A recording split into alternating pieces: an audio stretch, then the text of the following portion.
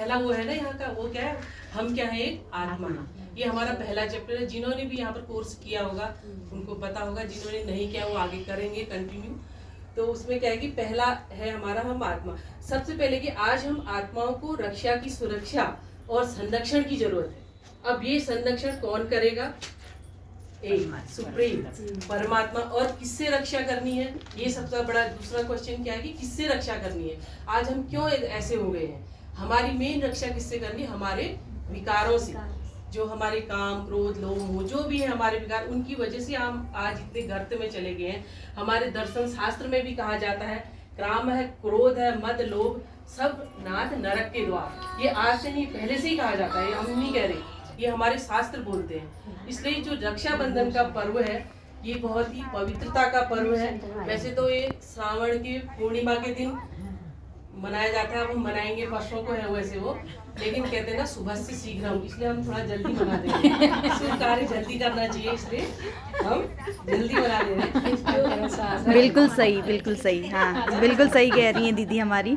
जो रक्षाबंधन का पर्व है ये हमें क्या संदेश देता है? सबसे पहले हमें जो शरीर की रक्षा तो करनी, उससे पहले हमें हमारी आत्मा की रक्षा करनी है। कहते हैं ना, वो हार्डवेयर तो बाहर का ठीक ही कर लेंगे, लेकिन सॉफ्टवेयर जो अंदर का चीज है उसको हमें सही करना बहुत जरूरी है। क्योंकि जो अंदर की हमारी जो वो है ना, जो सोल है, उसको पवित्र बनाना। जो हमारी 7 गुण है, आपने देखा होगा, सतोगुणी कहते हैं ना, हमारे शास्त्रों में भी कहा जाता है। तो हमें क्या बनना है? सतोगुणी बनना है।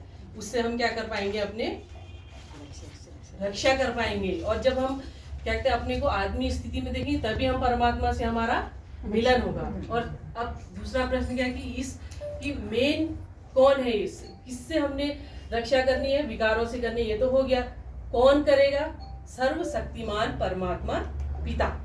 इसलिए सभी आत्माओं की रक्षा कौन करेगा? बताओ। परमात्मा पिता। और अब ये तो हो गया रक्षा की बात। अब क्या है? बंधन। 2 शब्द कहा था ना, रक्षा और बंधन।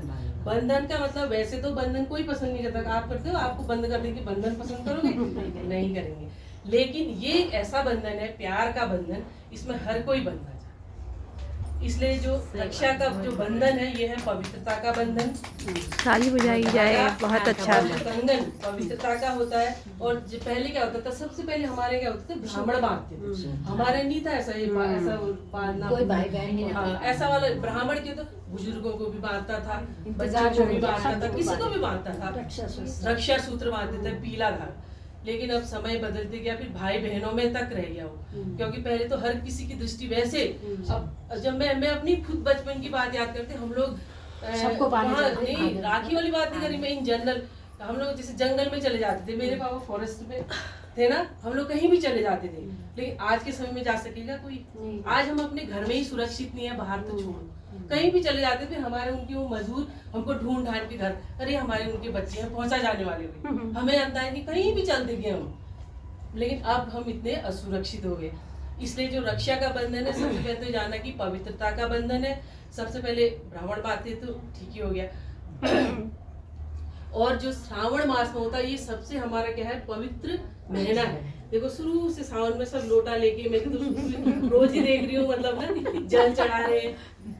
श्रावण मास ये सर्वोच्च, मतलब त्योहारों का राजा कहें तो इसमें अतिशयोक्ति नहीं होगी। सही बात। सावन का महीना, हर कोई जो नहीं भी जाता वो भी जाता है मंदिर। वैसे भी शिव को ही मानते हैं बिल्कुल। सावन में, और किसी तो मानते नहीं सावन में। शिव तो सबसे पहले हमारी शिव धरा पे शक्ति शिव सबको ही आए। हैं। सबसे पहला सोमनाथ का जो मंदिर था ना, वो भी शिव का ही बना था।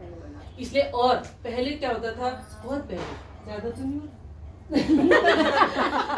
मैं बोलते जा रही हूँ कि पहले क्या होता था कि वृक्षों को भी राखी बांधते, पता है? जो पहले के लोग पहले वृक्षों को भी राखी बांधते थे। क्यों बांधते थे? वो भी, उनकी भी तो हमने वो करना है, प्रकृति का संरक्षण। आज हमने प्रकृति का इतना दोहन कर दिया, हम देख ही रहे हैं, वर्षा हो रही तो वर्षा ही हो रही है। अभी देखो धूप से, आज के महीने में आज तक देखा 5 साल पहले और अब में कितना अंतर है। आज ये हल्द्वानी हो गया है, हल्द्वानी आज से जैसा 5 साल पहले हल्द्वानी होता था, आज ये हमारा पिथौरागढ़ हो गया। ये क्यों हो रहा है? प्रकृति का दोहन। इसलिए हमको कल परसों नरसों ना एक पेड़ जरूर लगाना, मैं कह रही हूँ, मतलब ठीक है,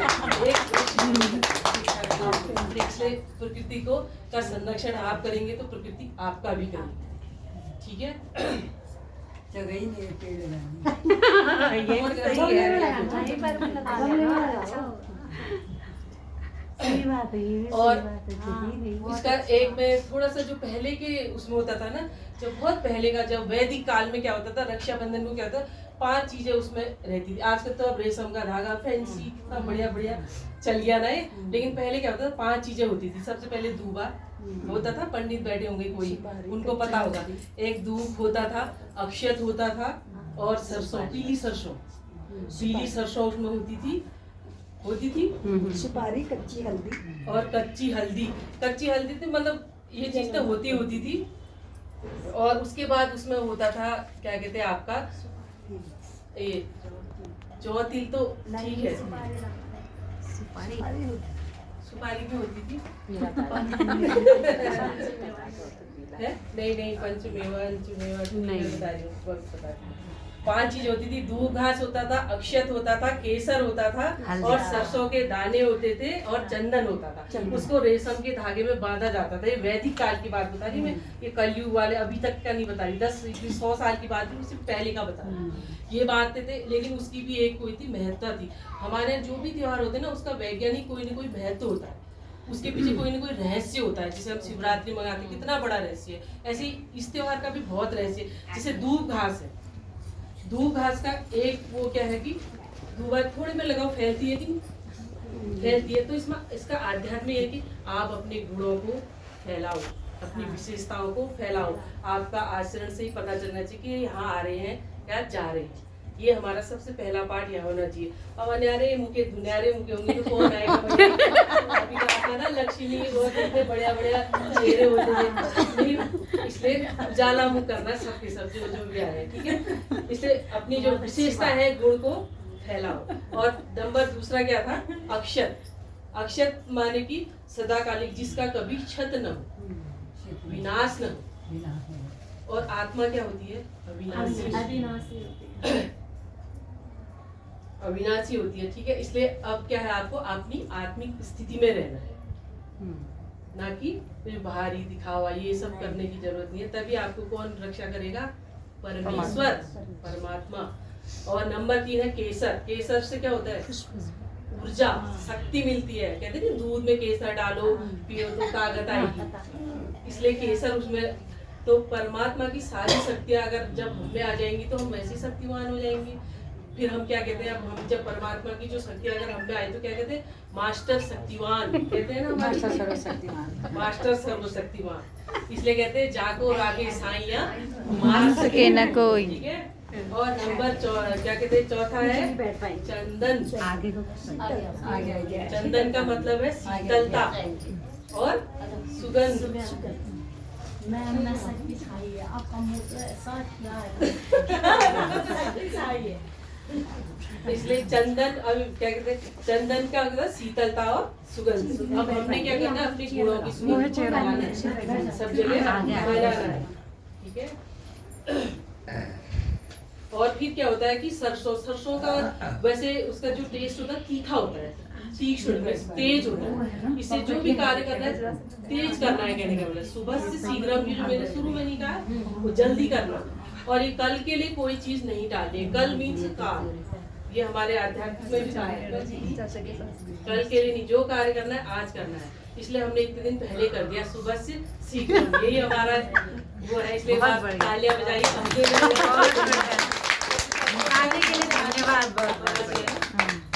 और बस अब राखी के बारे में और ज्यादा हमारी दीपा बहन बताएंगी, थोड़ा गीत गा देंगी।